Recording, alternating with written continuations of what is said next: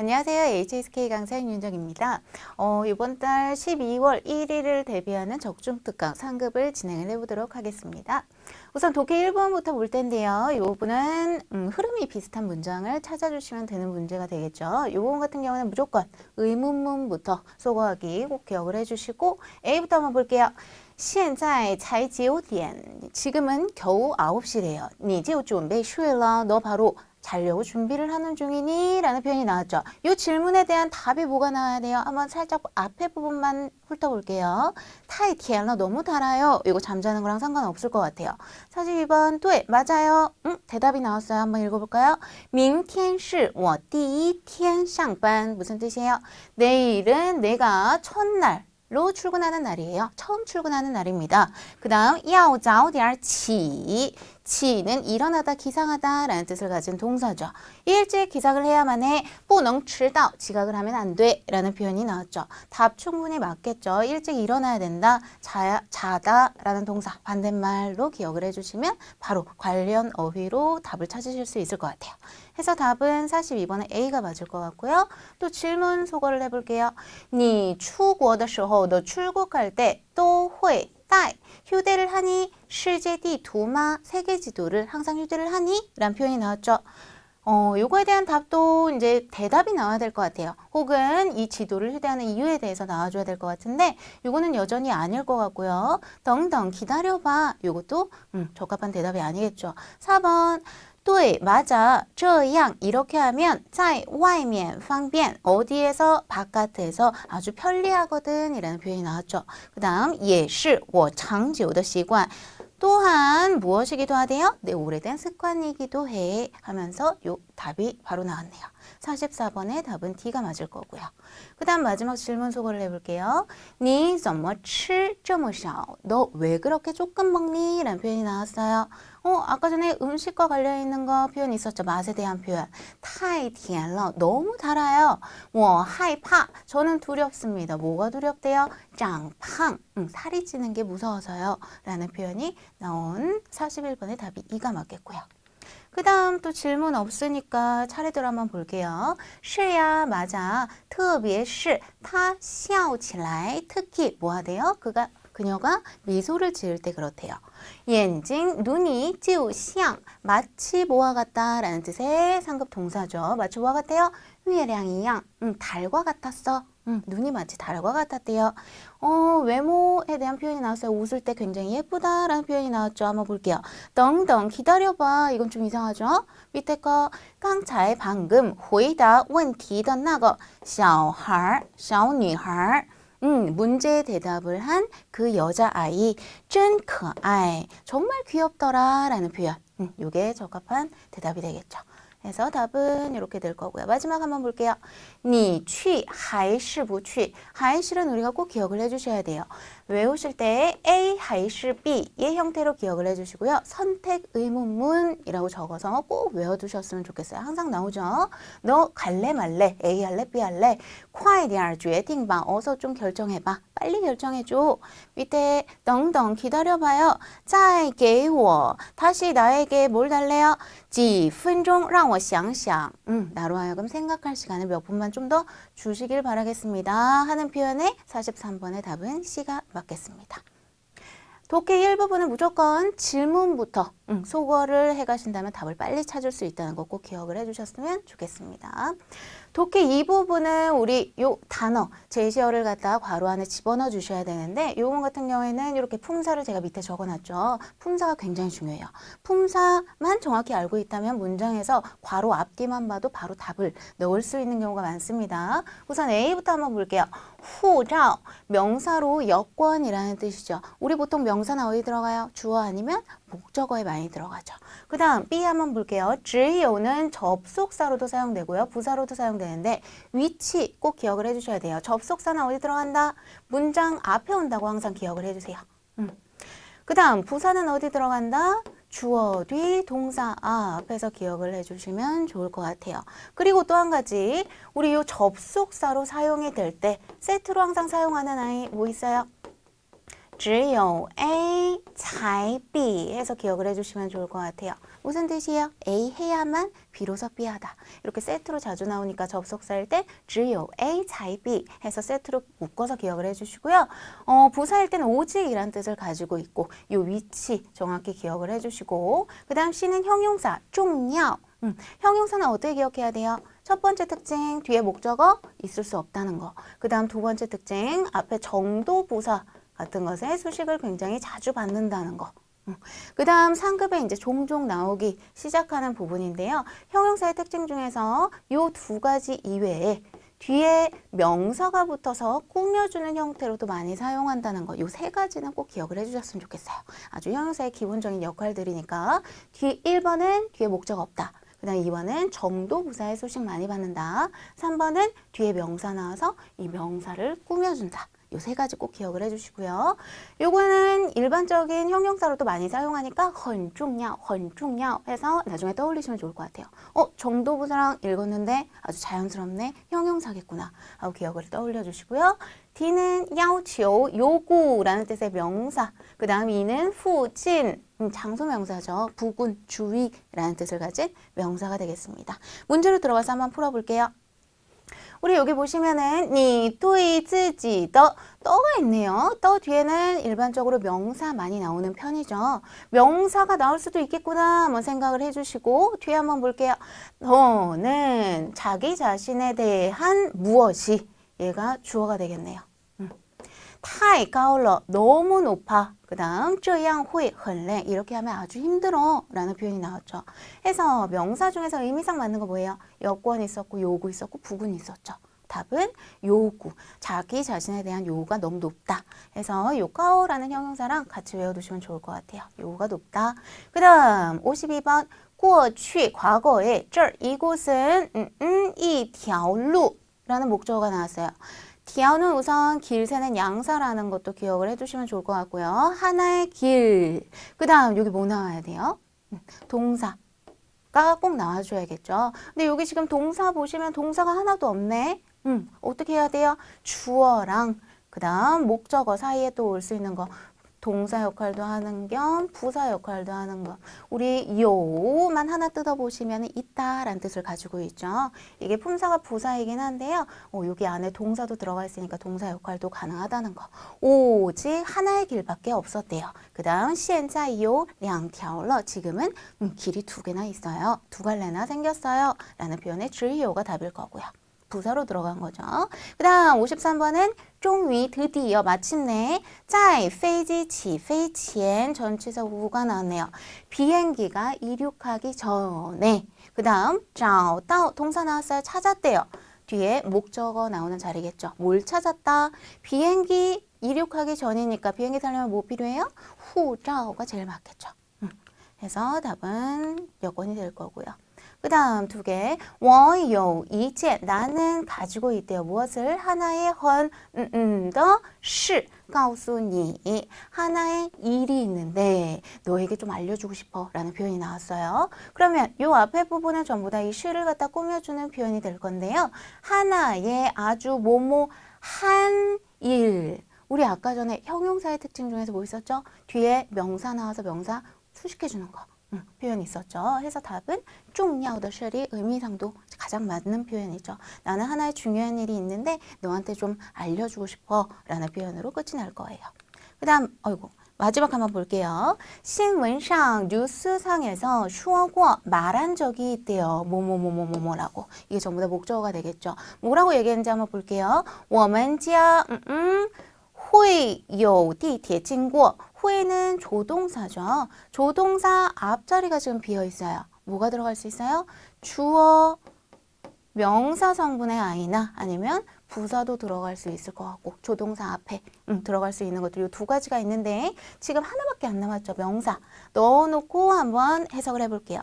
우리 집 부근에 会有地铁经过 지나가는 지하철이 있게 될 것이라고 뉴스에서 말을 했습니다. 해서 답은 명사, 후진, 부근이라는 뜻의 단어가 맞을 거예요.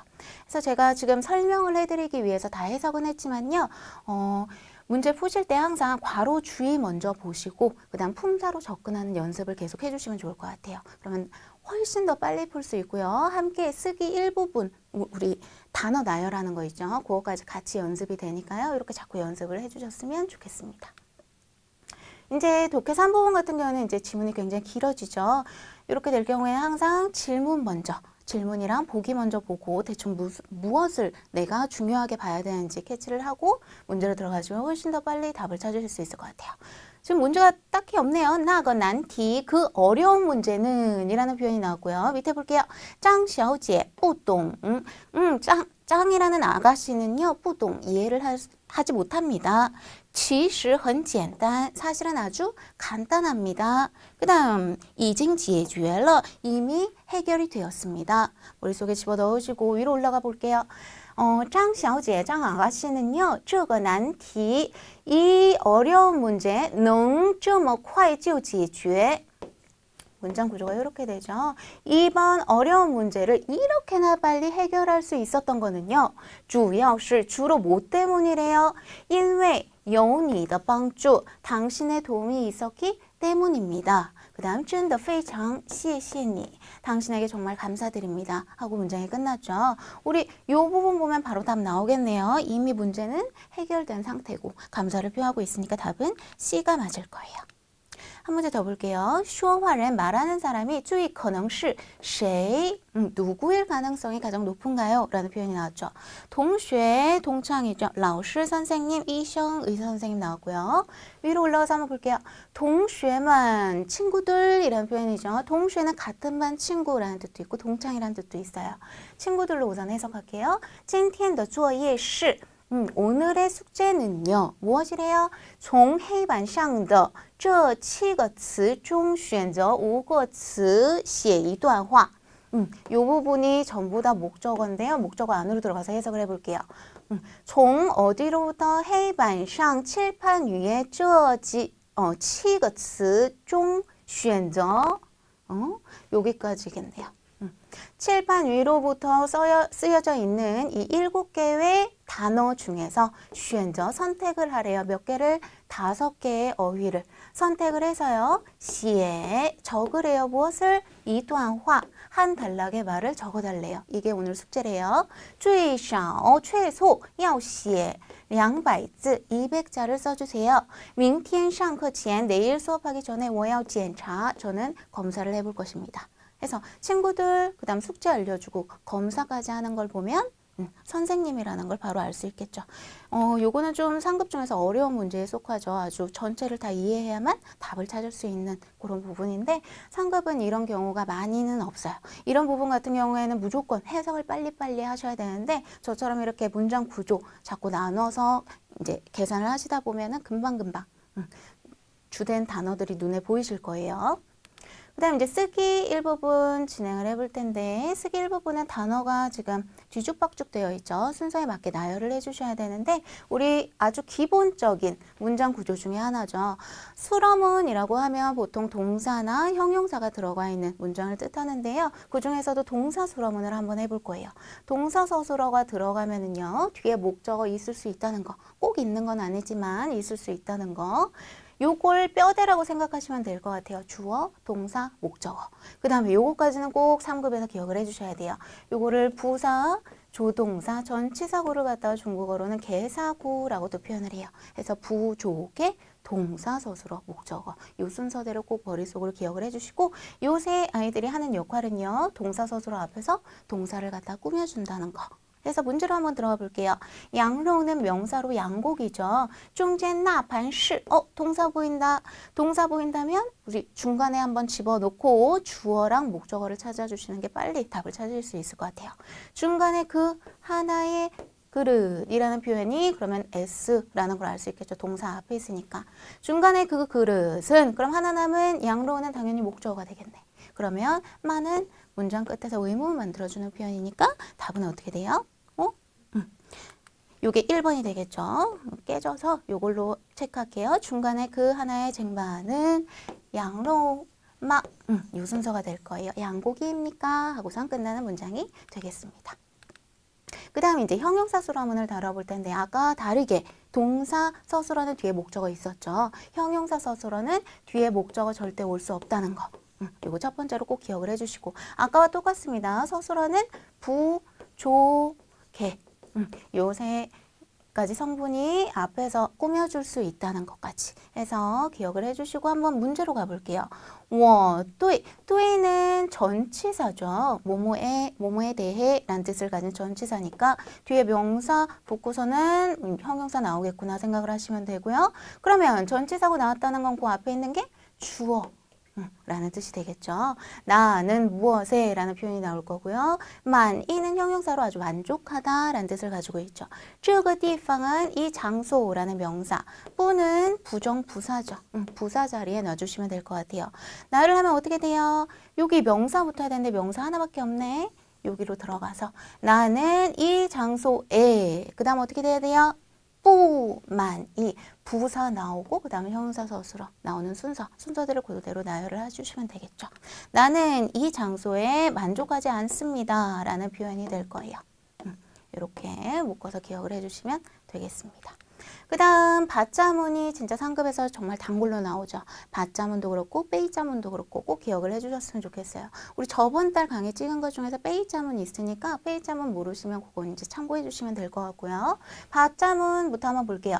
받자문을 이렇게 한국어로 외우는 것도 좋기는 해요. 나중에 떠올릴 수 있다면. 근데 더 좋은 방법은 이렇게 예제를 하나 만들어서 달달달달 외운 다음에 역으로 하나하나 기억을 해주시는 게 훨씬 기억이 잘 남을 거예요. 밑에 한번 예제를 볼게요.